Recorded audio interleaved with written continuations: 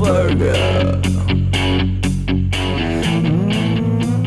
Karens of the world, unite!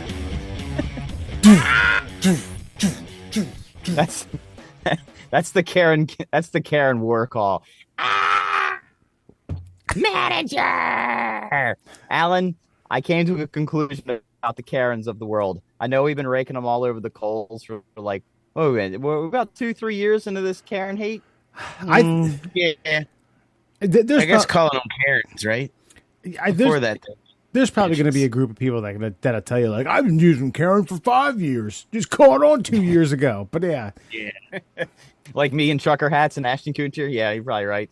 I took Maria to a local production. I do stress the word local production of Sister Act at the old Cecil College the other weekend. Wow. And that sounds like a hot ticket.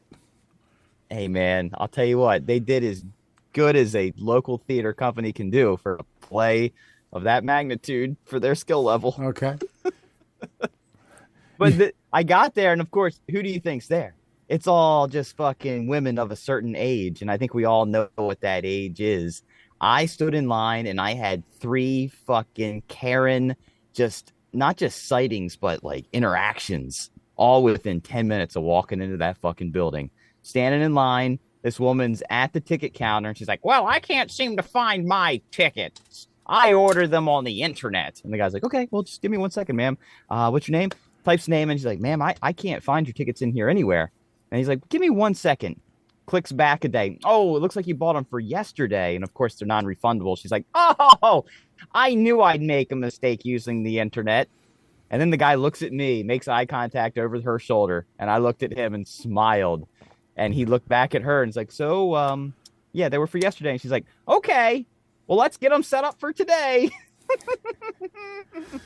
She wasn't walking away until she got tickets to go inside that fucking theater, even though she done fucked up and didn't show up for the day of her tickets. Did she get in? Abso-fucking-lutely.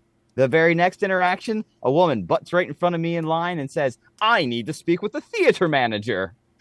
About what, lady? Go ahead, jump right in my personal space. Have your way with me. Did she get to speak with the theater manager? Yes, she did. Why? Because she had a gruff tone about her voice, and she wasn't going anywhere without an answer. And then I had a third interaction with the Karen, where she would not get out of line because she was too busy talking to her friend about the wine she was getting ready to drink, and never even bothered to pick up her change, to which I told the lady, just shove it in your tip jar. She'll come get it later if she really wants it. Have a nice day. Every single one of those Karens got exactly what they wanted. And they could give 2 shits about everyone else around them. They are a singular nuclear element. The world just revolves around them. And I don't see how I can stand to hate them anymore. I can only wish to be them. And I had to admire well, she didn't even necessarily chat and cut. She just straight up cut in front of you. The one who wanted to speak to the quote unquote, and I'm using air quotes, the theater manager, which is risky business, in my opinion, because while the person does manage the theater, albeit a local theater with some, I'm assuming they're paid talent, but they have a regular 9 to 5. This isn't their only means of income. No. You're running, you're rolling the dice because the theater manager might be a good actor. He might roll out like, oh, what can I do for you, ma'am? And, just swindle his way out of whatever this Karen wants, or anybody else for that matter. So. Isn't that all it ever takes with a Karen? Like, I could have stepped on me like, excuse me, ma'am, I'm the theater manager. And then she could have just bitched and bickered at me. And I could have told her, ma'am, you're absolutely right. And I'll make sure that this never happens again in the future. And she would have been fully satisfied. You'd probably be like, hold on, let me call my boss, Karen. Pull out your cell phone. I'm going to get to the bottom of this right now. What he says, was it a movie theater? No, it was Cecil College, formerly Cecil Community College, which I was unaware that there's actually a production stage theater inside the building. I've seen a few. I've sseen The Sound of Music there when I was a teenager. Really? Was it a good sound, or was it the Sister Act sound? I'm going to sound like I'm tooting my own horn, but the middle daughter in that, what was the name of the family in the Sound of Music? the Van something or others. The Van Burens, the Van Blykens, the Van Beacons. Von Trapp. The Von Trapps, that's right. Von Trapp family. Very good, Alan. The middle daughter was she had Von Trapp eyes for old Fox Boy here. I was in the front row. I was like, whew, look at that. Yeah. Call the theater manager. Call the manager now. I guess that tracks. You're very Aryan in appearance, so that makes sense with the story. She was so into character, she couldn't help but be attracted to it. That checked out. It's a good point. Yeah. It's a good point. The colonel, was he a colonel or a lieutenant? Or the dad? He was a colonel. Yeah. She wasn't letting any old guy. He wasn't letting any old guy date her. Right. You fit the bill. Actually, as a matter of fact, when they were doing the whole like I am 16 going on, I almost jumped on and be like, I'm 13, she's 14. Let's do this. Woo! There's no security there. I've got a boner. Had one for 5/6 of this entire play for no good reason. No, but the other thing I did notice is that every woman of a certain age had their cell phone on and seemingly refused to turn it off. Not really giving two shits about their Apple Watch, dinging and buzzing and beeping throughout the entirety of the production. And no, at one point I realized how annoyed I was, and I was just like, but they don't care how annoyed you are. The Karens of the world are getting what the Karens want because no one wants to be bothered by them. So their insufferable cuntiness has allowed them to take center stage of the world and yet shirk the world in the same breath. And it's a beautiful, glorious thing. So to you Karens of the world, I respect you, and I will kick you down a staircase first chance I get. This is like legitimate, like Karenism. Now, whether or not these women are named Karen, I do think that they should have a day wouldn't be long enough. You got to do like a week or a month where anyone named Karen gets a renamed day. You know what I mean? Yeah. So you over the course of the last 2 or 3 years, you've been inadvertently roped into this whole thing where calling someone a Karen is an insult, and you happen to be Karen, 37 years old from Des Moines, Iowa, and you're like, Jesus, like I have to explain this to people now. Hi, I'm Karen. Haha. I'm not really that bitchy. I'm quite normal. And should that be up to them though? Should it be up to them whether they get the rename though? Like, should every Karen that get to present their case and have coworkers and character witnesses step forth to be like, yeah, listen, this is really, she's a cool chick. I don't know. I hate that she's bothered by this. Like, fuck you, Karen. Sit the fuck down. You're exactly why we named this character that. You are the reason. You're the walking persona of fucking Karen. Now sit down and shut your whore mouth while I go get the theater manager. See, but I agree what you're saying, but I don't think you need to go through all that, because my thought is that calling someone a Karen now has superseded the name Karen. That's a verb. You know what I mean? That's an action. That's a lifestyle. Okay. If someone feels as though they've been inadvertently caught into this, there's a day where they go before a judge. All the red tape gets cut. You don't have to sit here and make some fucking grand case for yourself. Like, hi, Karen Smith from Des Moines, Iowa. I understand that you would like to be named something else. Yes, I'm hoping for Lauren, Jen, Kelly, Stephanie, pretty much anything other than Karen. Okay, what would you like? Let's go, Stephanie. All right. All of your stuff, your birth certificate, social security card, driver's license, and passport will be in the mail in a week. Thank you, Stephanie Smith. Have a good day. I think you can. Can't you already just do that? Can't you just submit to like a local court? I'd like a name change. It takes like a year though, right? I don't think it's. I'm saying cut the red tape. I don't think so. I don't think it takes that long. Yeah. How long? And watch this. Watch this. Hey, Alan, what would you like to be called? I don't know. Jebediah sounds pretty good. All right. Welcome into the Middle Classholes, everybody. Wes, Murr, Jebediah. See? It takes that long. I just made the show better. Automatic. Wow. No, I mean, Kelly did it with her last name, and it seemed pretty simple. Just getting fucking married. You didn't get married overnight. Anyway, it says... but the process, I'm saying. It just, it was a couple forms and stuff. On average, about 3 months.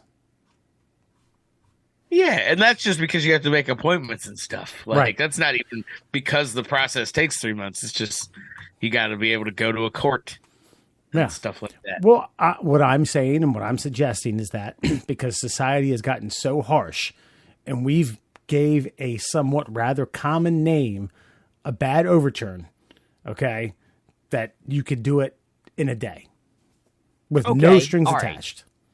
Okay, I want you to determine which name I think is always the stepdad name. I'm going to give you 3 names: Dave, Doug, Gary. Dave. Or Doug. I mean, See, I'm Gary all they're all pretty stepdaddy. I'm not gonna lie. yeah, they are all pretty stepdaddy. This is, I always go Gary. Shut up, Gary. Like, I feel like Karen though got picked because there's so many women named Karen that act this way. It's just okay. Again, I don't want to like get ourselves in trouble going into racial stereotypes and such. But remember back in the 80s, every movie had like an Asian guy taking pictures with a ridiculous Nikon camera because most Asians, they had a lot of money at the time. They were traveling the world. They wanted some keepsakes to take back to the homeland. So they were taking pictures every time they were here because they were tourists. So the stereotype of the Asian with the telescopic lens camera became a big thing. And so like, oh yeah, you're like taking pictures. I'm just saying that there has to be an inordinate amount of asshole Karens out there that allowed that name to be attached to the behavior. Yeah. No, I agree. I was kind of argued that and it should have been Kate, like John and Kate plus 8, because of the the original. Yeah, because of the haircut. So what? That's that's a good that was point. my. So what are you saying though that a certain amount of Karens still have to exist in order for this to be a tangible thing? I'm saying that a certain amount of Karens act this way. An inordinate amount of Karens act this way. Women named Karen, I'd say if 100 women named Karen, 60 to 65 of them are going to be just utter bitches. Versus having 100 women named Grace, maybe 25 of them. You keep going down the list of names, and I just think that there's a higher ratio of cunty Karens than there are the rest of the names that have been bequeathed to the American population of females. Yeah. That's Janice. Janice. Not Janet, but Janice has kind of always been up there. A Janice? Janice is overbearing, but she knows where she stands. She gets it. She understands what she's doing. Karens don't care how they're making other people feel. Do you think it'll be the day when the first female president is Karen? Not a Karen, but just named Karen? I mean, I feel like that's probably got to be the first female president's name. Why is that? Just from I feel like that'd be really like the culmination of privilege, right? Like once it's all said and done, it's like the white woman has ascended to the highest seat in all the land, and her name is Karen, and she don't got to talk to no managers no more. She is the motherfucking manager. Like she is evolved. She's like a fucking Pokemon. She is evolved into fucking the president of the United States. Karen. Come a long way from having complaints to the theater manager at Cecil College. Yeah. Keep that in mind. Can you imagine fucking Putin calling up, fucking being like, Karen, fuck you. Karen's going to work. Karen's going to work and sending him a fucking fruit basket afterwards, when he's in the fucking gulag, his own fucking prison, because she carrying the shit out of him. Yeah. Karen is causing a nuclear winter is what Karen's doing. Karen's going to talk shit to the wrong person because Karen's going to ask to speak to the manager of the wrong motherfucking country, and they're going to tell her no, and shit's going to break loose, and we're all going to be doomed because of it. Do you think that, like, if a Karen president, like, North Korea starts popping off and, like, President Karen doesn't even bother with whichever Kim Jong it is at the time, but goes straight to fucking China and is like, look, I know you're the North Korea's manager, goddammit. You handle this shit. The athletics department is devoid of baseballs, and it's baseball season. I need you to get this shit under fucking control. And then all hell breaks loose. I think that's probably how it goes. This is like the Yeah. this is the makings of a they'll never make it, if you ask me, Madame Karen. Man, Alan, yeah, you just strangely cracked some strange Da Vinci Code on me because you're like North Korea. Who's your manager? China. Who's your manager? It's Z right now. Oh shit! But he's got somebody pulling his strings somewhere, and she's gonna find them. Karen's superpower is finding out who's in fucking charge of this fucking racket. So maybe Karen fixes the North Korea crisis. And it's just like, it just starts off and it's fucking Kim Jong Op. That's just like 10 years from now, it's a new one. And he's firing fucking toy missiles over Tokyo. And fucking Karen's like, I'm done with this shit. I am not even fucking, where's your manager? What? G, you still in power? Get the fuck over here. You see this little motherfucker over here? When it's all said and done, she's like, you learn something new every day. They have men here named Kim. Unbelievable. They have such a great society. Nice people. And she's just walking out of China with like bags of microchips and shit. Fucking, it's perfect. I feel like you're actually making a case for President Karen. Bring her on. Get shit done. It might be what we need. And all of the cabinet is Karen's as well. Department of Commerce, Department of Education, Department of State, Department of Roadway Trade, whatever. All of them. Karens. But Alan, a Karen president's got to be a Republican. You're aware of that, right?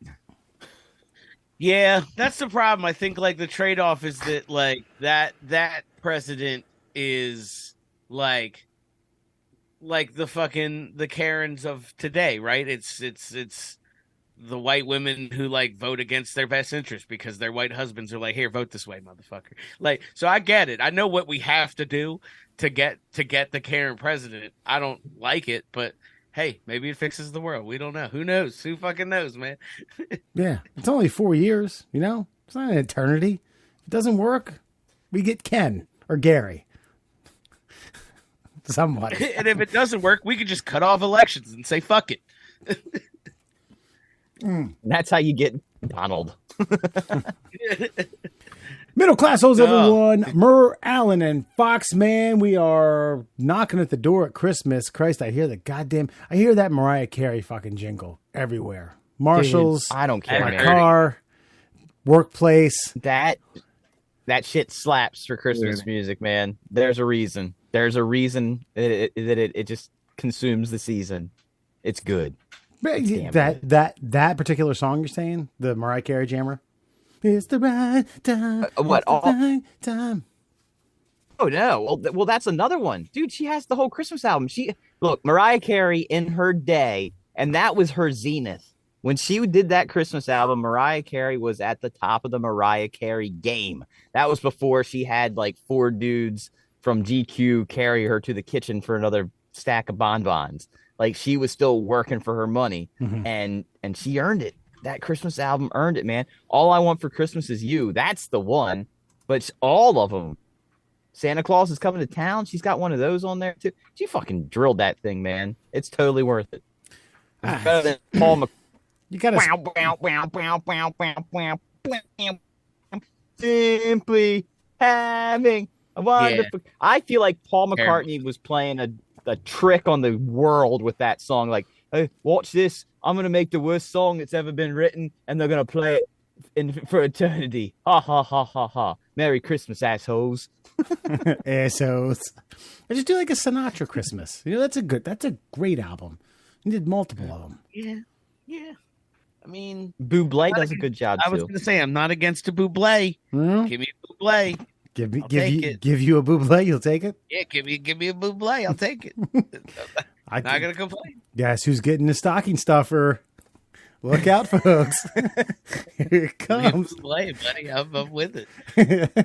Hey, I'll even take a Swiftie Christmas tune, man. I mean, there's some good ones, man. There are some good. I still, my favorite is Brenda Lee. Rocking around the Christmas tree. And Feliz Navidad. I don't give a shit what anybody says. The Christmas song of all time. Yeah, like there's certain versions of certain songs that I have to listen to, right? Like I can only listen to like the Burl Ives, fucking Rudolph, and shit like that. Like, yeah, you get this. Christmas is very unique. So I think like as much as I hate by December 31st, I'll hate the fucking Mariah Christmas song. Mm-hmm. But for now, I'm okay with it because I haven't heard it at all actually. I just got whammed the other day. Ooh. Whatever their fucking Christmas song is. With the last Christmas. Yeah, that's it. So I avoided that one for a little while. But that's also a good fucking song. Like the first time you hear it, you're like, oh shit, yeah, that's the. And then fucking in a week, I'll be like, fuck this fucking song. God damn it. You realize it's Wham? Yeah, oh, yeah. Well, it got some bangers. Don't sleep on Wham.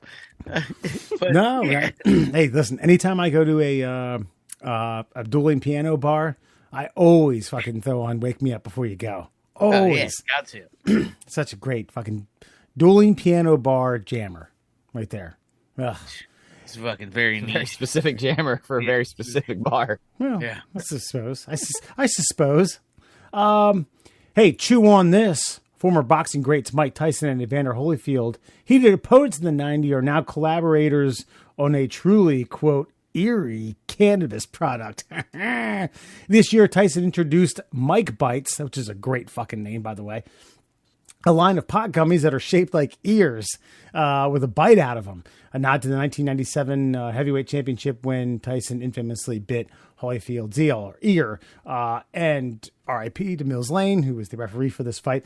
But this time, apparently, healed wounds. All wounds have healed because on Black Friday, Tyson's cannabis company, Tyson 2.0, will introduce Holy Ears, a line of THC and Delta 8 THC infused edibles. Goes on to basically talk about the stuff.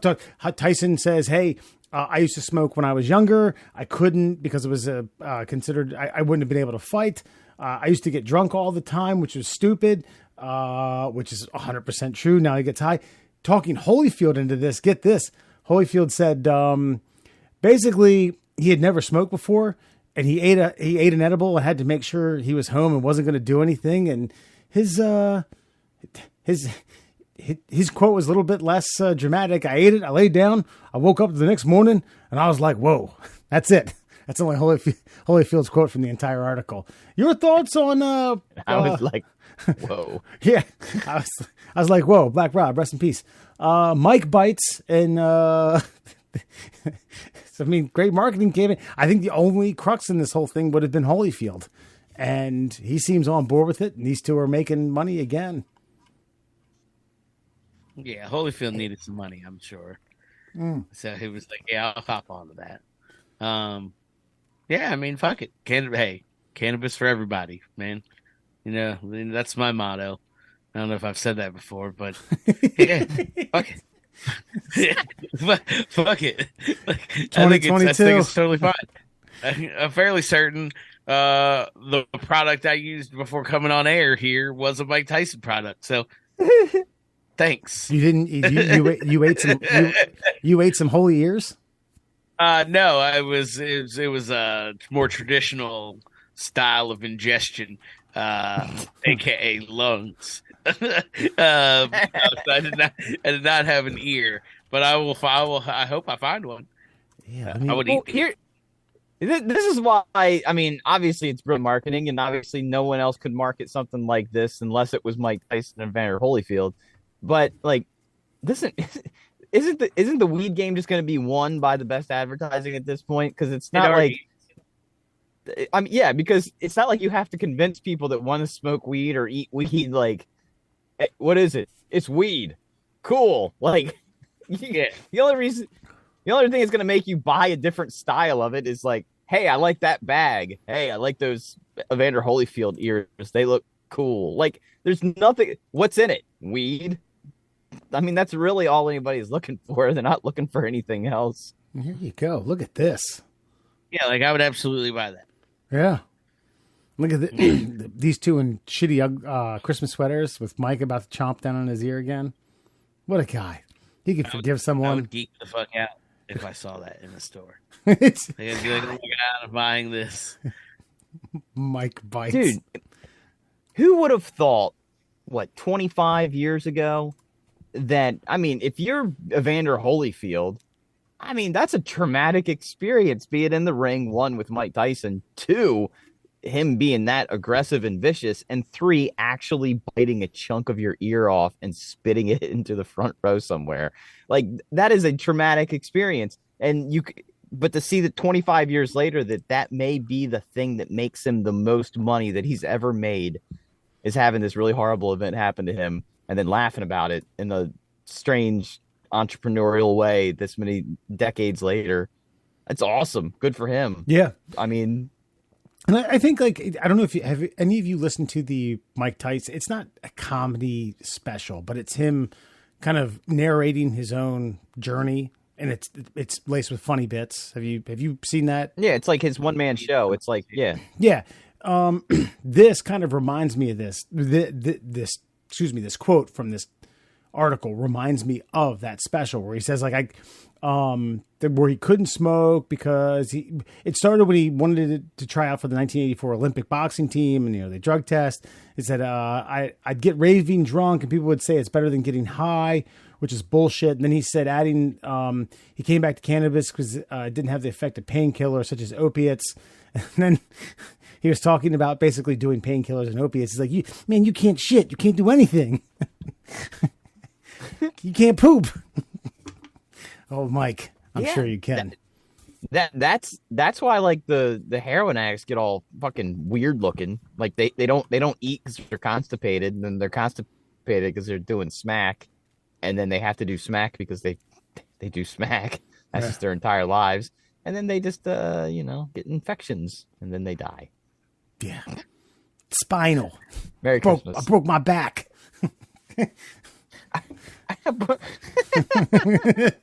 I got a back injury. What kind? Spinal. This from training. That was the weirdest fucking, like, in-ring interview of. He's got some of the best ones, man, dude. When he's yelling at Lennox Lewis, "I'll eat your babies." Good God, that man was insane. My defense is impregnable. I'm ferocious. I'm Allah. I'm Jack Dempsey. I'm all of them put together. Look at me, Lennox. I'm coming for you. Yeah. This is a really good one where he's on stage and he's telling telling a journalist that'll make him his bitch. Like, I'll fuck you too. You love me. Fuck you. You don't know anything about me. Have you ever seen go ahead. The one where he's on, like, the morning show and the guy brings up his rape charge. That's 100% warranted, by the way. Absolutely. But I just love how, like, he's like, okay, come on, Mike. He's like, hey, fuck you. He's like, we're on live television. Fuck your TV. Yeah. Like, he purposely keeps saying fuck because he knows it's ruining this guy's career. I'm talking to a piece of shit like you, Yeah. Have you seen the movie with him and Robert Downey Jr. and Uma Thurman? Something like the late 90s? Oh, I don't know. So, good God, of course you'd know this. But yeah, please do tell. There's a scene in there where they're in I don't exactly 100% remember the gist of the movie, but the scene that I'm remembering is Robert Downey is egging on Mike Tyson. He's playing Mike Tyson in a house party in a large apartment somewhere in New York City. And he's like talking to, and Uma Thurman from a distance is filming this, and he keeps talking to him and keeps like, man, will you just leave? I just want to be left alone. I'm looking out here. I'm just enjoying the scenery, enjoying the city. Quit bugging me. And then Robert Downey keeps pushing his buttons, and finally Mike just, like, blows up, like, starts choking him, like, man, I told you stop fucking with me, man. And he's like, oh, I'm sorry. And then they break it up, and he looks at the camera. He's like, did you get that? And it's almost to a point where you don't know if Mike was fucking around or not. I'm sure he was. I'm sure they laughed about it. I'm sure they yelled cut. But that shit is so fucking serious that Robert Downey, for a split second, probably fucking squeezed out a little turd. I was like, holy shit. He's got his hands around me. Well, because it's only one of two things. Either Mike Tyson was serious or Mike Tyson's as good an actor as I am. Yeah. And I don't think he's that good an actor. Don't think he's the latter. Well, good thing for Mike Bites. Check him out, folks. I don't know what state you live in or whether or not marijuana is legal, but I don't know. Find out where it is legal and have your cousin mail you some. You have a Karen cousin, right? Are we done with this yet? Like, are we done with this? I was watching this show that angers me and it mesmerizes me. It's like To Catch a Smuggler, and it follows around like the people. It's like on Nat Geo, and it's the guys. They wait basically by the terminals of people coming in from hotspot countries that are coming through, and they're trying to pinch them for drug running. I mean, watch this show and if you want to understand why there's a problem with the police in America, just the confrontation. Like some guy from Germany, it's like, have you been smoking marijuana? No.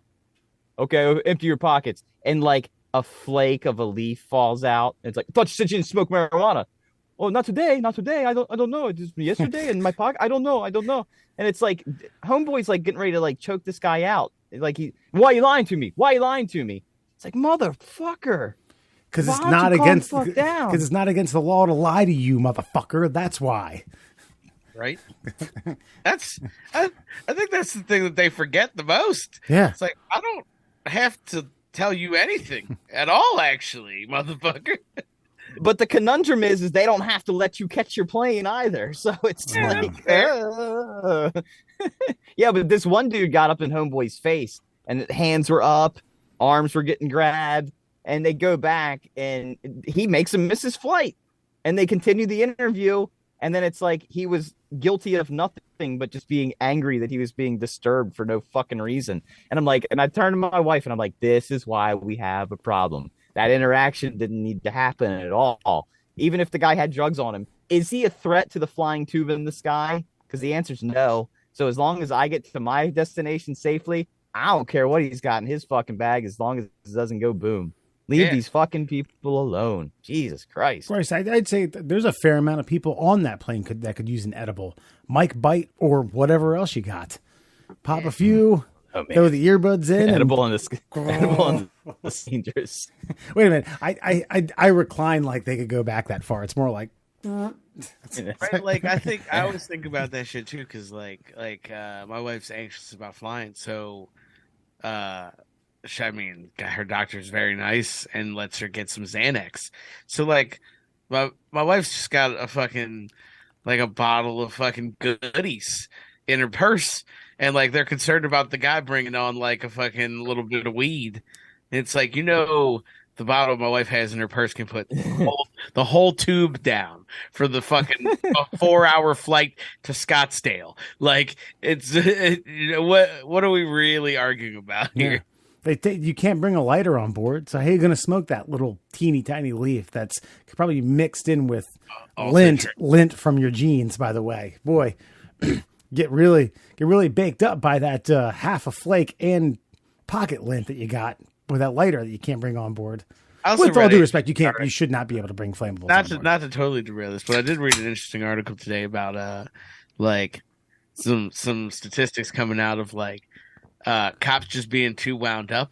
Like they get propagandized. Like, so what it was really about is like fentanyl, and like a couple people made good points. Like, that fentanyl has made it from like point A to point fucking F before a cop fucking gets involved in it. And like those people handled it and fucking transported it and did not die. So like, cops, no, you don't just walk into a fucking warehouse with like a speck of it and then begin having overdose symptoms. That's not how it works. But like, cause like this article was like a lady officer like OD'd and they hit her with 3 shots of Narcan, and then the fucking at the hospital they were like, yeah, you had a panic attack. No, that's it. It's like just like, so like the point is that like these cops are just getting so fucking propagandized in their own craziness that like it's bullshit. Like, yes, it's a dangerous drug. Don't shoot it in yourself or snort it. But like just holding it isn't going to send you to a fucking overdose that requires 3 Narcan shots. Well, that's saying something could be wrong culturally. Bottom line is, I wouldn't want to be a police officer in this climate, and I understand why they get ramped up, but I also understand like what happens when they get ramped up. It's just like we're like the scale is tilted way too far with Joe Public versus, Public Protector. Like, just be a bystander, man. They are involved in too much shit, and it's not their fault. They have to go sit down in some fucking room where it's like, all right, today, here's the new rules and regulations on how you interact with the public. You're going to do it this way, this way, this way, and this way. It's like, fuck, I'm going to get shot in the face tomorrow. God damn it. There's a great, I don't know if you guys have seen this one. I think it's out of like Connecticut, Massachusetts, or maybe like New Hampshire, somewhere up in the Northeast region. Guy pulls over someone who was following him because the cop was speeding on a pursuit. And then, then the cop blows up on the guy driving, and he's like, well, I want to know why you were speeding. Why I was speeding? Because I was following someone in a fucking pursuit. Then he finds medical marijuana, which he doesn't, to the cop's credit, in the fit of this fucking crazy rage that he's going through, he goes like, that's medicinal. And he's not like trying to hit him up about, you have weed. He's like, I'm going to throw the book at you. Does it have the printed label on it? No. Well, then you're fucked. You're fucked. And he stomps on it. Doesn't arrest him. By the way, just writes him a ticket. That was the Delaware Memorial Bridge, Wes. It wasn't the Delaware Memorial Bridge. Wow. Yeah. Technically we're Northeast, but yeah, like that was on the Delaware Memorial Bridge. That cop had enough shit for the fucking day, and I give both of them full credit for their demeanor. Yeah. But yeah, that cop was just like had enough. And he quotes the article, and he's like, so let me ask you this. How the fuck am I going to catch a speeder if I'm not fucking speeding? Yeah. And it's just like, and he rattles off me. He rattles off the law and the code to a T. He's like, 477-644-412. How the fuck am I supposed to catch someone if I can't fucking speed? God. Well, I don't know. Speaking of speeding, and I don't know if these kids were speeding, but maybe, and you had mentioned the Delaware Memorial Bridge.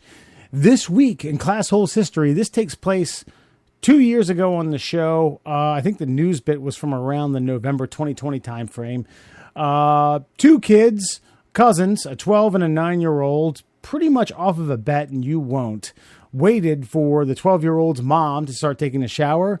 The 12-year-old grabs the keys to the old Lincoln Navigator, located in Queens, by the way, Queens, New York. Pop the keys in and go on a joyride. And that joyride took them over the Verrazano Bridge, into New Jersey, all the way through the state of New Jersey, and damn near to the Delaware Memorial Bridge before they were picked up by police. And I think it was because the Easy Pass was going off, triggering after the mom got worried and noticed the car was gone. Brave 12-year-old and the 9-year-old wingman, I'll give him some credit too, was probably in the passenger seat just chucking down Doritos, wondering, when he could take a piss and stop. So this week in Classholes history, have a listen. You guys hear about the 12-year-old who stole his parents' I think it was a Range Rover. Yeah, stole it from Queens and drove it damn near to Delaware. Yeah, he's going to be a modern day hero when he gets the internet back. So here we are. A 12-year-old, they, of course, because he's a minor, didn't name him by name. And his 7-year-old cousin reported missing from their home in Queens after they drove off in a white Range Rover. Police tracked the vehicle using Easy Pass information and license plate readers. They found them safe at a rest stop in New Jersey near the Delaware border. I'm familiar with that. Now, the Delaware border is the Delaware River and the Delaware Memorial Bridge, so he didn't make it over that. But they say that they suspect that it had to do with a social media, not necessarily a prank, but some sort of you won't dare, and that they suspected that the child was going to drive until he ran out of gas. The cojones on this 12-year-old, your thoughts? Necessarily a prank, but some sort of you won't dare, and that they suspected that the child was going to drive until he ran out of gas. The cojones on this 12-year-old, your thoughts? I mean, look, it's a different era. I feel like if this was, I don't know, let's see, when would I have been 12 years old? 1991? I feel like if this is 91, the difference is I would have done it and I might have gotten away with it. But you hear all the technology they have to fuck with these kids, man. They had Easy Pass readers and license plate trackers. So they're hitting them with like overpass cameras, and they're hitting him with Easy Pass. They're hitting him with everything. Bottom line is, it sounds like he accomplished his mission, and he's a modern day Johnny fucking Appleseed. How do you get to a point where, okay, I just say at 12, at that age, at least myself and my own disposition, it was genuinely fear most of the time that I was just going to get caught. Now, I wouldn't have started my parents' car, but had I probably would have made it down to the end of the block before I realized it's like, oh boy, fuck, I better get this fucker back before something bad happens. You got a 12-year-old not only navigating out of Queens, I don't know where he drove over, presumably the Verrazana. I don't think he went through the Lincoln Tunnel and through the city, but through the Verrazana, down the New Jersey 95, was it Jersey Turnpike, almost the entire way to another state. The tolls he probably racked up. I just say, like, the fucking, just the general lack of not giving a fuck was amazing to me. Yeah, I mean, how old was he? 12? And he had a 7-year-old cousin, wingman, fucking probably singing master the entire time. He had a hype man. Yeah. They were fucking doing Fortnite dances. Like the whole, it was probably fucking mayhem. Yeah, it was just a 7-year-old in the fucking front seat, just probably killing it. 50 TikToks. All right, we're gonna get another one. We stole it. TikToks. They're just hopped up on fucking juice. I'm just assuming they carried assorted juice. Oh, they brought roadies. They brought roadies. Yeah, exactly. Yeah, man, it's fucking wild. I wouldn't have done it. And at that age too, I was a pretty dedicated dare acceptor. Like, if you dared me, I'll fucking do it. But this just seems really risky. I mean, you gotta have some balls. But hey, it's a new day and age, man. Kids are fucking wild. Right. Kids are out here doing crazy shit. I think that is the difference with today and then yesteryear is that, okay, like if I was out and about, somebody might be like, yo, I dare you to try to jump that creek on your bike. We'll set the rocks up, and then you'd set up like rocks like a ramp and you'd try it.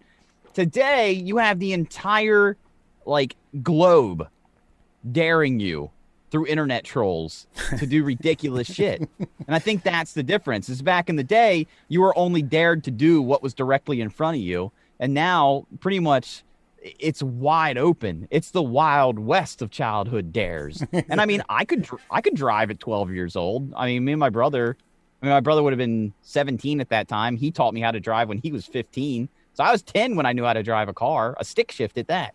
So, yeah, I mean, I would have had the ability, but yeah, I don't think I would have had the balls to take my parents' car. It was about a 2-hour drive where they started and where they ended up. It was about 2 hours of just steady hauling. Okay. Yes, the emphasis on the length and distance is important and impressive to me. I'm talking about getting out of New York, getting out of Queens into Jersey. And he probably took the Verrazano. Well, I'm just saying, that's still, it's a huge bridge. It's fucking, he's probably done it a bunch of times, but not himself. The difference too with the Easy Pass stuff now is back in the day, if you and I tried it, like let's say you tried to go to Haverty Grace from Perryville, right? Back in the day, you would have gotten stopped at the toll. You would have had to pay like actual American cash. Now you just fly right through and they just charge you later. Especially if your parents have the Easy Pass set up so you could just go. You don't have to stop for shit. Right. And they didn't stop when the cops even got behind them. Oh boy, fucking floored it and rolled on through. Kept it going. But what do you think was in the middle console, Alan, in terms of edibles and eats and fucking munchies? Pixie sticks. I mean, fruit roll-ups, 100%. Lots of juice. Like I said, juices. I think it's just assorted juices that'll keep you high on sugar for fucking hours. Yeah. Bro. Child juices are just sugar bombs. In assorted fucking packaging. Capri Suns. Could you imagine fucking like 2 cases of Capri Suns? Those bitches are gone. Yeah. On the way to Absolutely fucking gone.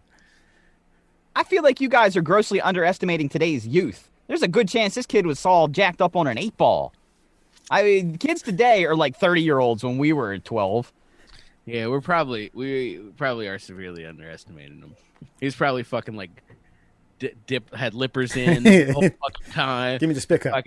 Just pressing them out too, getting them in there real good. But yeah. So I hope you all enjoyed that trip down memory lane from 2 years ago. I've been trying to since I selected that clip for This Week in Classholes History, trying to think of like crazy dares that I was like, yeah, I'll do that. Never drove my mom's $75,000 SUV 2.5 hours, 4 years before I could obtain a driver's license. I'll hand it to the prick.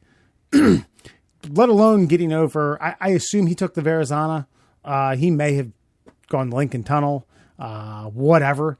But then just Doesn't to get matter. on, to hop on 95 and up when you get to 95 New Jersey proper, whether it be the Verrazano or the Lincoln Tunnel, to get to the Delaware Memorial Bridge is a shade under 2 hours.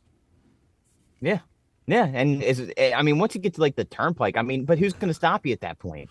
Well, if you're I mean, as driving long as like you're not doing anything. if you're driving like a 12-year-old, I know, but what does a 12-year-old drive like? I mean, if you got it, look, bottom line is this, because I drive a right-hand drive vehicle at work, and everybody's like, how do you drive that thing? I'm like, look, it took 30 minutes to get used to it the first time.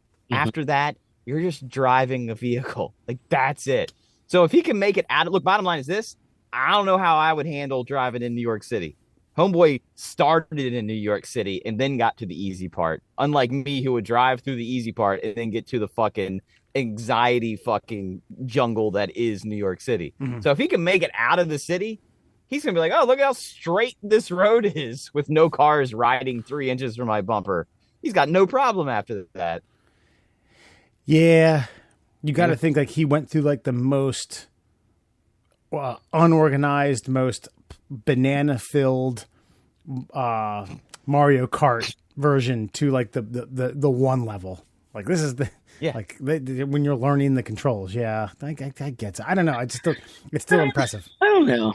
I mean, there's on the surface I kind of agree, but like, have you ever driven in New York City? You're never really going faster than like 5 miles per hour. It's really not that hard. Yeah, but that 5 miles an hour feels like 70. It just because every sense in your body's tingling. Like there's just shit moving all sides of you, side of the eye. Your peripherals just like fucked with information. Yeah, screw that noise.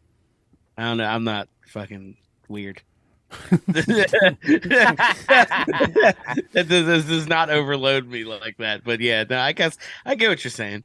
I definitely, it's quite the feat in the fucking loop of the navigator, no matter what the age. Actually, I think the first time, old fucking boat. The first time I drove through it. Now I was on the way I was on my way to Long Island. I was nervous about getting lost. It wasn't so much like the honking and the road signs and the construction, which is always taking place, and the bumper to bumper traffic and things like that. I just didn't want to get off somewhere and then get stuck somewhere else. That's what I was nervous about. Now, this kid grew up in Queens. That was his parents' house.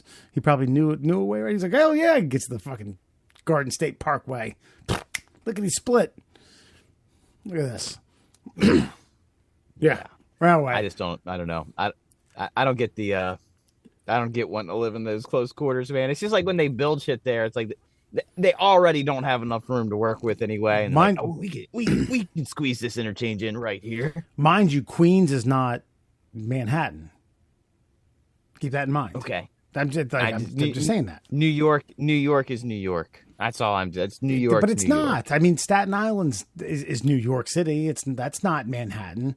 There's boroughs of Queens. That's where the whole fucking the King of Queens that like they have yards and stuff like that. I get what you're saying, but there is a difference between skyscrapers and 40-floor apartments and brownstone high rises that you had to walk up 6 or 7 floors and horns honking like, "Hey, I'm walking here."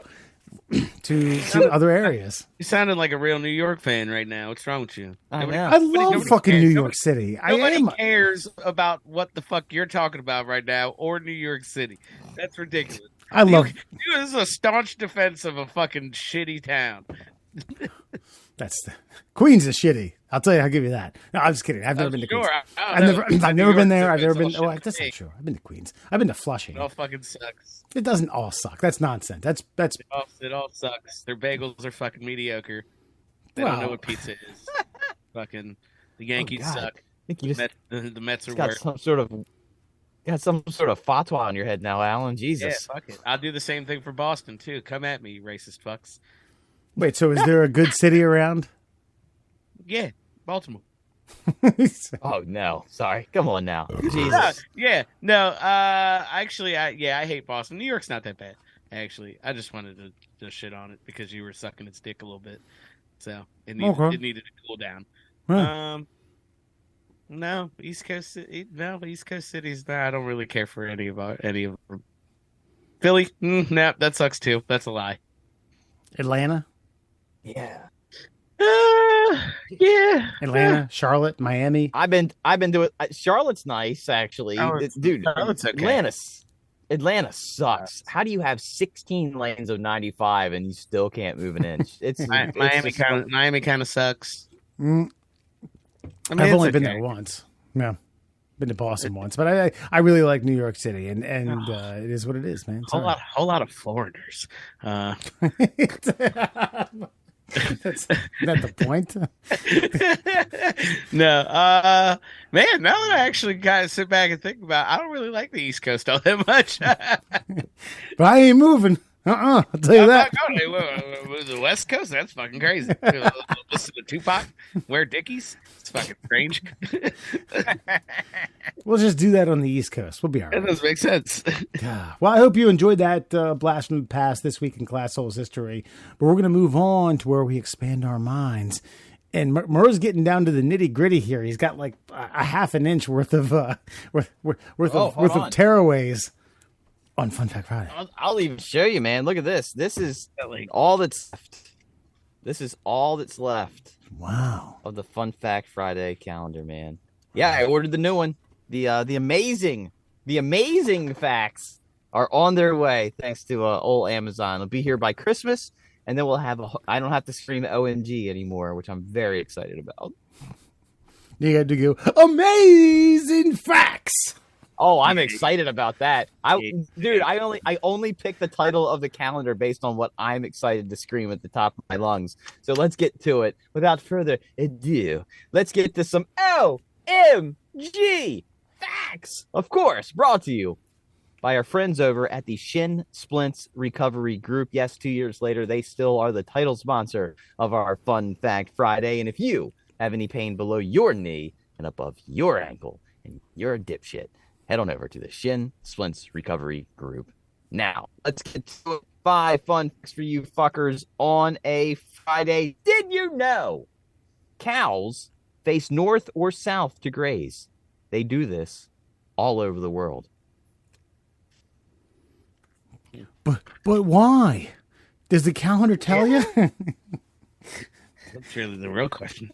I think, and this is just all, out of the top of my head, I think it's because they're always getting sunned on one side or the other. Sun rises in the east, sets in the west. So why not have like half your body facing the sun? And then you turn around when you get a little too crispy. You're starting to get a little medium on one side. You spin her around, you start eating on the other side. Gotcha. God, I'm a little rare. I need to get a little medium rare on this old white spot here. That's right. I don't know. My guess would have to be, and this is a total shot in the dark. And this is me trying to, I guess, make myself sound smarter than I actually am. My guess is it has to do with the way the grass, the seams of the grass grow. You know what I mean? Yeah. Well, don't worry. You didn't accomplish your mission. You didn't sound smarter than you are. I sound smart. Shit. Yeah, that's weird. There's no real explanation for it that I can find either. They just do it. Yeah. Wow. They just do it. Yeah. I mean, because my hypothesis kind of goes out the window, because wouldn't you want to sun your asshole a little bit? Like, wouldn't you want to just turn your ass at the sun? So wouldn't you just like graze away from the way the sun's shining? I get why you wouldn't want to stare at it, because then it's just in your eyes. But why not, get some, and there's less surface area on a cow's ass, hitting them broadside. Yeah, I don't know. That's weird. That's a weird fact. I have to suspect. I mean, in the history of fucking cows, none of them have grazed east or west. I mean, maybe some fucking weird cow that ends up dying because he's weird. Isn't this a stupid like scene in like some upcoming Bear Grylls show? Like, which direction do we go? I don't know. I see some cows grazing in the distance. So that's either east or that's either west. So let's flip a coin and go one or the other. Let's go.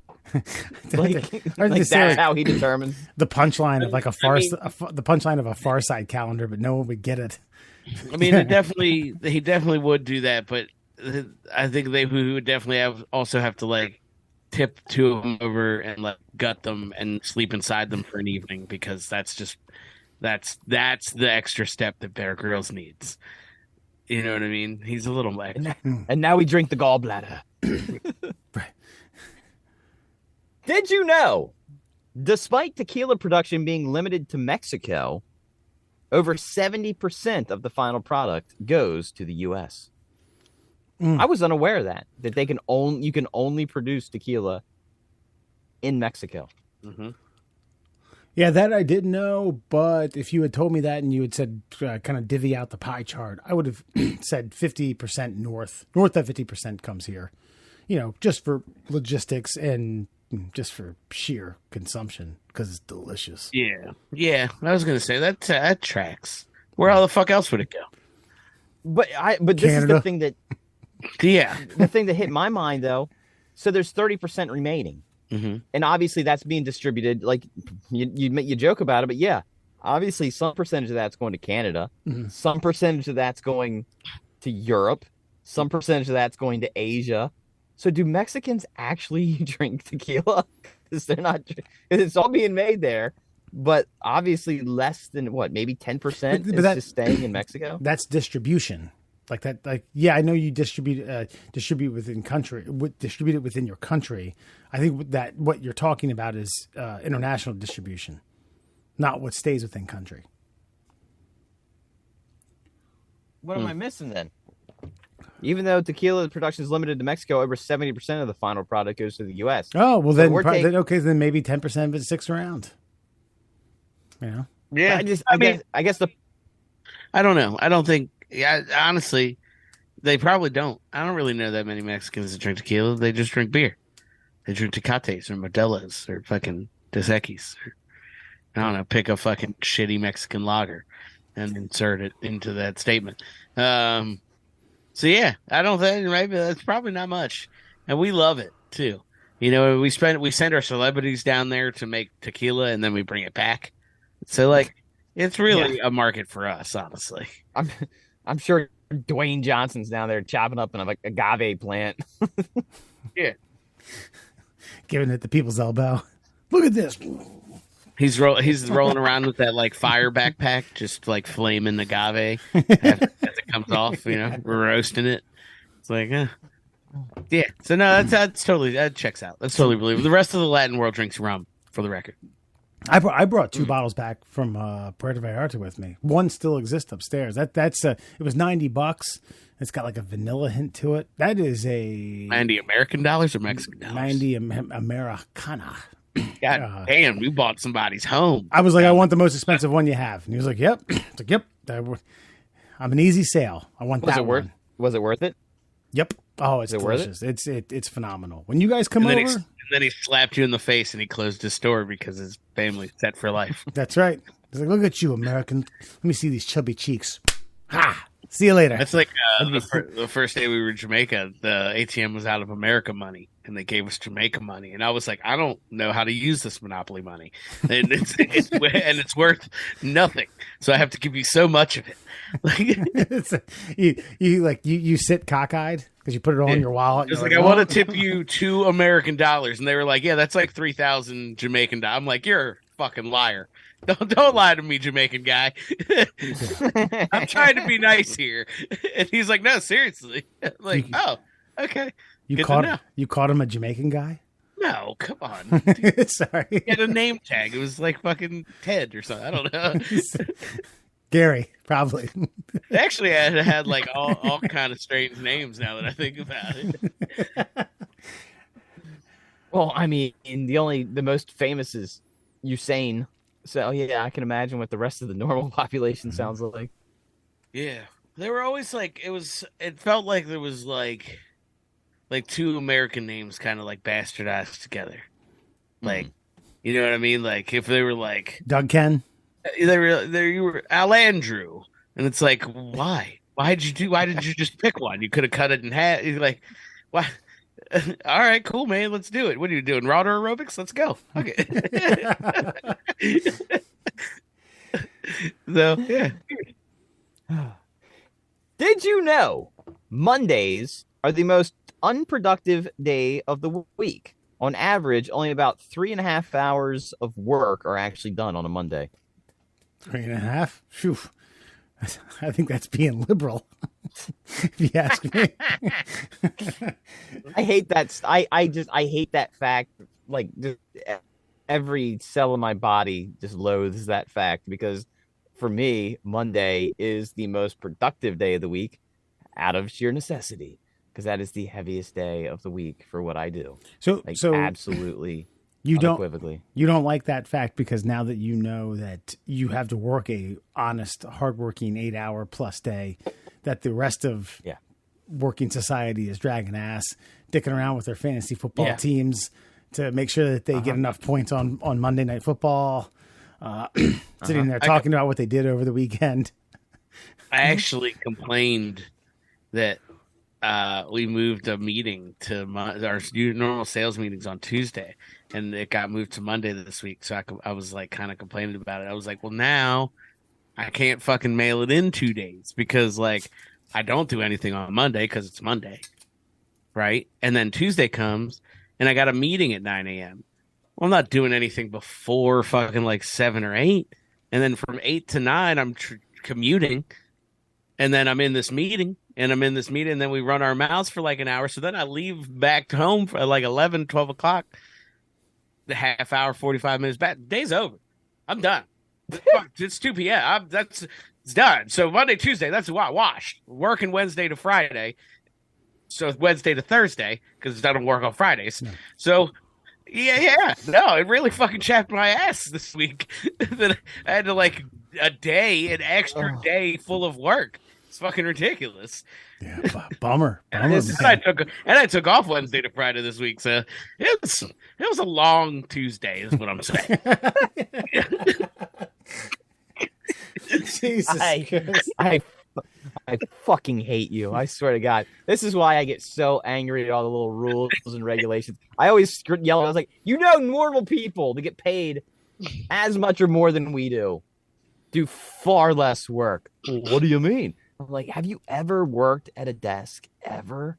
Because if you had, you'd know that you do about 40 hours of work. Yeah. Never in a week. You don't do 40 hours in a week. We work 40 hours. I'll say this. I work about 35 of my 40 hours, like hard. Grind it out. That's on the high end. That's on the high end. Yeah. No, I mean, look, that's a lie because there are times of the year like I am doing shit from like 6 a.m. to like 6 p.m., 7 p.m. Like, so there are times of the year, but then there are like December, I do nothing. So, like, I do for all intents and purposes take December off. I understand. Yeah. So I mean, I do nothing in December, so I can have my summer off. Yeah. You see, that's why I work so hard on Wednesdays, so I don't have to work on Thursday, Friday, because Monday and Tuesday are a wash. See, like I don't know. Get to quota within like the first 6 months, because then I don't have to talk to anybody for at least 2 more months, and then we can come back to reality. And I'm like, hey guys, how's it going? Are we still selling stuff? Cool. Yeah, that's when you and I start playing a lot of golf when you meet quota. So. Oh yeah, Tuesday 10 a.m. Yep, let's do it. Yeah, let's play some golf. You work for a contractor? It's on Johnson Controls. Mm-hmm. Okay, we might have to cut that. Middle Classholes, everyone. All right. Let's get moving to the next. Well, I'm also going to fucking have an aneurysm hearing you guys talk about your jobs. So, let you know. Wait. Did you say let you know? Let me know. Did you know? No, I thought it sounded like you said let you know. Yeah, well, I'm so filled with rage, I might actually be skipping over and changing words. So, did you know lions sometimes mate up to 40 times a day? Yeah, when the females are in heat, the males gotta fucking they ensure that that there is conception happening. Yeah, I was 40. No, I think I guess so. Did I know? No, I didn't know. I thought it was like somewhere between 20 and 30, but Does it average out to 40 times a day? Is that what it was? Or did it just say, I've seen some of these documentaries. Up to. Yeah, so it's got to be late. There's got to be some averaging in there. Yeah. So like 20 is probably the average because like up to 40. So like there's one poor lion that's not even getting his dick in there. Yeah. Well, I mean, it's only like 2 lions fucking anyway in a whole pride. Yeah. Like. Yeah, if like 1 to 3 males. Yeah. You know, if the it's other one ones male. don't get to. No. Like, and if they fuck and make babies, then their babies get killed. Here's another one, Murd. This is, going to put a sour note on things. Did you know that when a male takes over a new pride, he kills the cubs that are living? Yeah. Because then the female has to become eaten again. Mm-hmm. Yeah. Oh, nice. It's good strategy. He's like, fire that engine back up, baby. You That's just right. killed your kids. Yeah, that's right. I killed your kids. Aren't you horny now? Yeah, if you just killed your kids. How do you feel about that, Randy? Gary. Well, on the opposite of that, dolphin broads are whores. They bang every male in the pod that they can, so that none of them know who the dad is, so that the dads won't kill the babies. That's smart. That's pretty good. That's smart. Yeah. I mean, we all have kids. And I guess it's like the dolphin herpes thing is not a big deal. So, vis-a-vis, all male dolphins are named Gary. Imagine if that was like that episode of Maury Povich where like a hoe just brings on the whole crew. So I brought you and your homie to Chicago because I figured none of you would know who knocked me up. Yeah. Fun fact. You could be the father. Oh shit! Damn. Probably are the father. Why don't you guys just raise them together? All 5 of them. Exactly. You could be the first base coach. You could be the third base coach, head coach, hitting coach for the Little League baseball team. All right. And finally, did you know soy milk doesn't need to be refrigerated until after it's opened? Supermarkets sell it out of the refrigerated section to make it seem more like cow's milk. Mm-hmm. Wow. So it's just a marketing ploy. I didn't know that. Damn. Is that It does not need to be in there. just soy? You think it's like the same for almond? I don't know. I don't know about that, but I would imagine that soy is a bean, so almonds are a nut. So I imagine they probably don't need to be. Solid. Shut up, Alan. Shut up. I know. Solid logic. No, I like it. I'm just saying that, like, I would think that a bean liquid would go bad before a nut liquid would. So yes, I believe that you're probably right. That all milk that is not like dairy could probably last outside of the fridge until it was open. Fair enough. What, Alan? Why is this so funny? He said nut liquid. This is just funny. That's what he's chuckling okay. about. But no, I'm pretty Okay. sure I saw a pallet of like silk just sitting not in a refrigerator once, and I was like, "What's that?" The fucking the rep was like, "Oh yeah, it doesn't need to be refrigerated, so it's open." I was like, "That's fucking creepy." Why put it Not in the really. refrigerator section? To me, I would buy. I don't know, something that doesn't seem to spoil is more attractive to me. So if you're telling me this is milk, but it doesn't have to go in the fridge until I'm ready to use it, so I can leave it in my house, like lingering until I'm ready to pour it on my cereal. Like, to me, that's more attractive as a product. And like to me, I'm like, spoiling is like literally the only natural process that like everything does. And fucking, you're telling me that True. this carton of fucking of warm fucking jizz just doesn't go bad? Well, I don't think I want to eat that. That's I don't want to put that on my Frosted Flakes at all. Yeah, I'd hope you wouldn't want to eat the sack of warm jizz on your Frosted Flakes. That's good. Yeah. Good stuff. It's tough. Now And chill. that, my friends, Oh, cold. Now we're talking a different story here. But my friends is your Fun Fact Friday. All right, tonight on Before You Go, A Christmas Story was released 39 years ago, and it still makes an impact due for a variety of reasons. It's played fucking 24 hours on Christmas, but the leg lamp and terms like fragile and all the other hoopla surrounding the leg lamp still loom true today. So Miller High Life created its own limited edition. And Alan, you were blown away last year by the Hormel chili cheese keg because it was called that. Hold your socks. Get ready. The High Life leg lamp beer tower.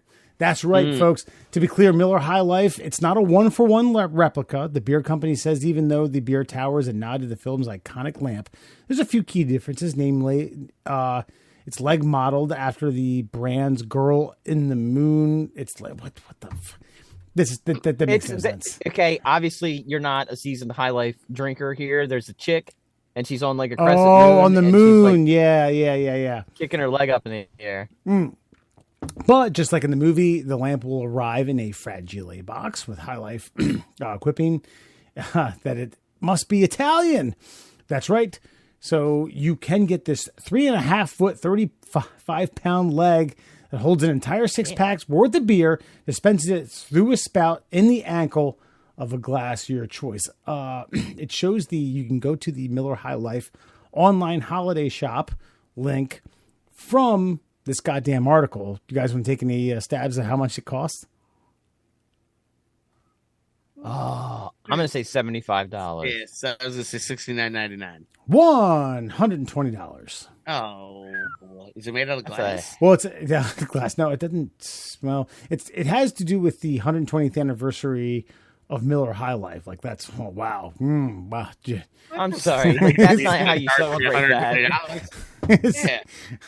I don't know. It looks pretty cool though. Look, I'm not paying $120 for an item that holds fucking $7 worth of beer. Like, you fuck right off, man. The Miller High Life. Check that out. Oh, and it looks dumb. I mean, that's what I did. No, pass.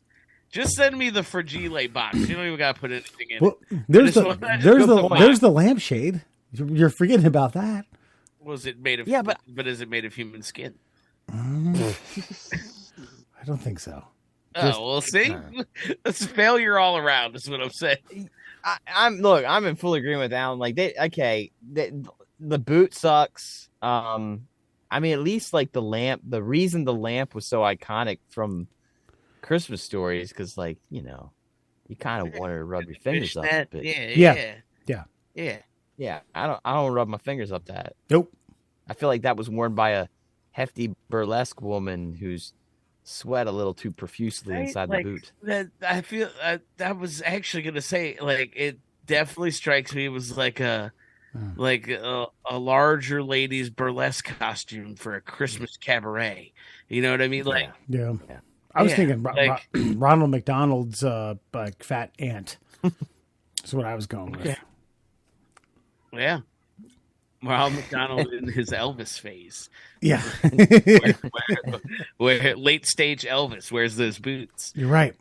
You're draining the boot of her musty sweat. Yeah, 100. So, and you make a good point, Alan, when you says it holds, quote unquote, an entire 6-pack's worth of the brews and it's spent what the fuck? A 6-pack. Wow, yowzers! Entire. I mean, give me a case. Give me like a party ball, half case. I think I've forever judged people who use the adjective or use entire and 6-pack together. Like, you drank an entire 6. Yeah. What do you? I only drank a 6-pack, I believe is what you meant to say. Like, yeah, what kind of shit is that? Like, if you were like, it holds an entire fucking 30-pack, oh right, let's fucking go. Now we're cooking. Yeah. Like, 6-pack of fucking Miller Lite? No thanks. Well, it's High Life, right? So sorry. It's a little bit better, but marginally. Cold, or do you have to pour the beer in? Yeah. Yeah. Look. Yeah. Did you not see this?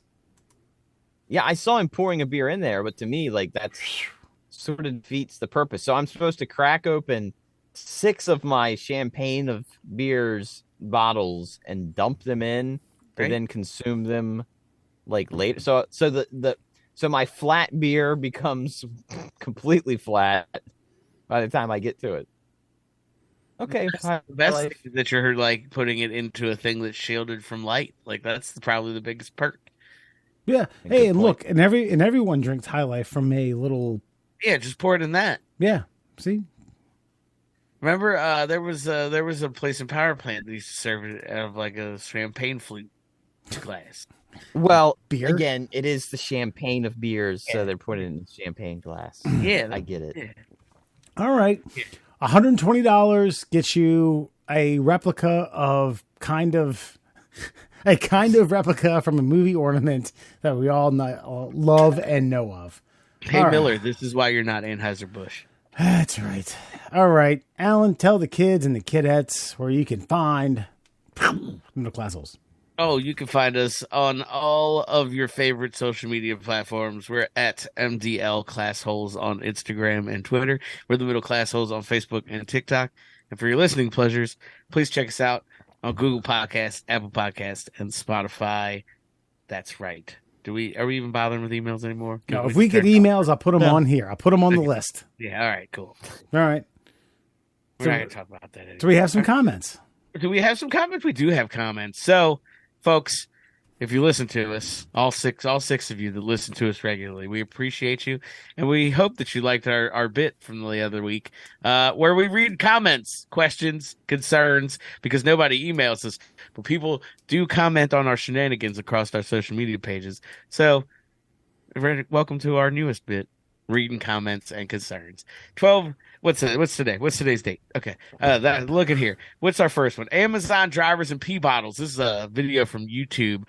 If you don't check it out, you should. We're on the YouTubes. And on there was definitely a bit about peeing in bottles. Look, Amazon drivers, they got to do it. Elon's not fucking playing around. Or fucking Bezos isn't playing around. He wants his shit fucking delivered, and he delivered on fucking time. So you better piss in a bottle to earn your fucking paycheck. That's goddamn right. And one of us here may also need to do that from time to time because he delivers stuff and he needs to meet quotas. But I digress. Our friend Tyler Farrand on YouTube had some choice words about Amazon drivers peeing in bottles. He said, y'all would rather believe that the richest man in the world doesn't cut corners as much as possible.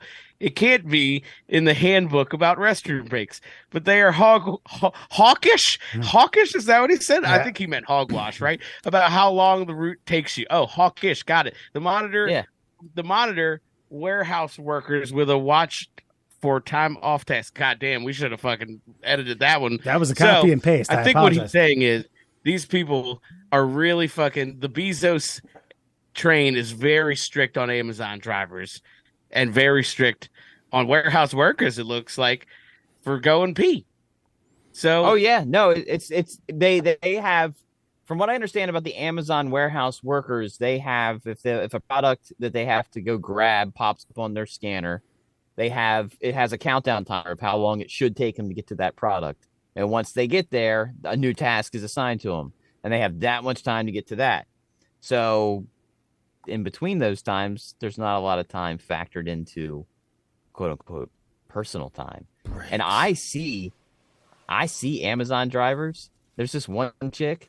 She must take a while getting there in the vehicle because when she fucking stops the truck, it is a fucking full-on world championship sprint from the door to the fucking porch and back, like she's doing a shuttle run through neighborhoods. It's amazing and scary. That's kind of crazy. Like, I mean, I know it was serious, right? Like, I've worked routes before, and like, obviously, you got to get shit done, but like, it sounds pretty slavey over there. I'm not gonna lie. It sounded pretty indentured servant at the very least. Yeah, I don't know. Tyler, we're held to a similar yet less strict standard, but like the way my mind works with this stuff, depending on where you are, you may not have where you are in your day. You might look at your watch and be like, I don't have time to go 10 minutes to take a piss. When I could just step right back here and be done in 30 seconds. I just shaved 9.5 minutes off. Are you union? Yes. Okay. Well, at least you got a little fucking leg to stand on. Yeah. Bezos is just chucking fucking warehouse workers out the door. Say that with some conviction. Our union only protects people who don't want to work. So, well, then what are you working so goddamn hard for? Yeah. I ask myself that question every goddamn day. He had an aneurysm when we told him about how hard we work earlier. But you shouldn't have brought that up. I'm still a little stewy about that. I put a solid 4 hours in this week. All right. The next video comes from Jesus. Oh, thank you. Look at this. Lady friend brought me a s'more because I knew how I'd enjoy it. Just call her your lady friend. My special lady friend. She didn't like that either. I hope she leaves. Oh, wait. Now, that's s'more that you have. Is it made with like a whole Hershey bar? Looks like it. It's milk chocolate toffee and white chocolate. Not like a Hershey bar. She is too good for you. Because that's like a double s'more. That's 2 in 1. Oh, and he's just going for it. That's delicious. Now, you know, me and your brother have talked at length about your sweet tooth before, right? T-Foul 87. Yeah. Is definitely not body shaming you. All right. This comes from we've talked about that. All right. AT&T and AT&T Lily and body shaming. T-Foul 87 says, let's be real here. Nobody, and I mean nobody, is shaming her body. Fuck, folks. We've talked about this ad nauseum. We said it in the goddamn video. We love her. She's beautiful. She's goddamn full-figured, goddamn Amazonian goddess. Stop saying that I don't even know what to say anymore. We're done with this. Move on. I'm gonna enjoy my fucking goddamn graham cracker surprise here. I don't know how anyone gets that we're shaming her body. And I don't know that, but I think this is the odd problem with this, is that I don't know that Lily was necessarily saying that people were shaming her body. I just think she didn't like the fact that they were even ogling her body. It's like, goddamn, look, I work out in my basement for a minimum of 45 minutes every day of the week, 7 days a week. If people were like, damn, you look shredded like a bag of cheese. I go, thank you. I would just walk around without my shirt on all the time. I'm not gonna be mad about it. Oh yeah, what a weird thing to say, but You look shredded like a bag of cheese. Yeah, shredded like a bag of cheese. That's a strange thing to say. But The next time I see you, Murr. You're right. Like look. Well, wait. Okay, on the fly. I didn't know a better analogy. What's more shredded than a bag of cheese? I don't know, honestly. I got nothing for you. Shredder from Ninja Turtles. Ninja Turtles. Yeah, there you go. You're more shredded than a mini wheat? Like, what do you want? What do you got? Yeah, that could have worked. Okay. But either way, look.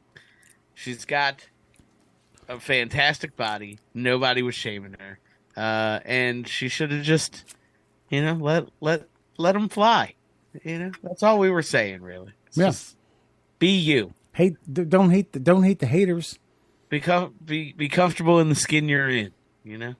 Lily is the Lily hater here because she was showing her full body before she got all voluptuous after her childrens were born. Yeah. But now that everybody's like, damn, look at that fat ass. She's like, I don't like how fat my ass is. It's like, but we do. Show it. Man. Fart in my face.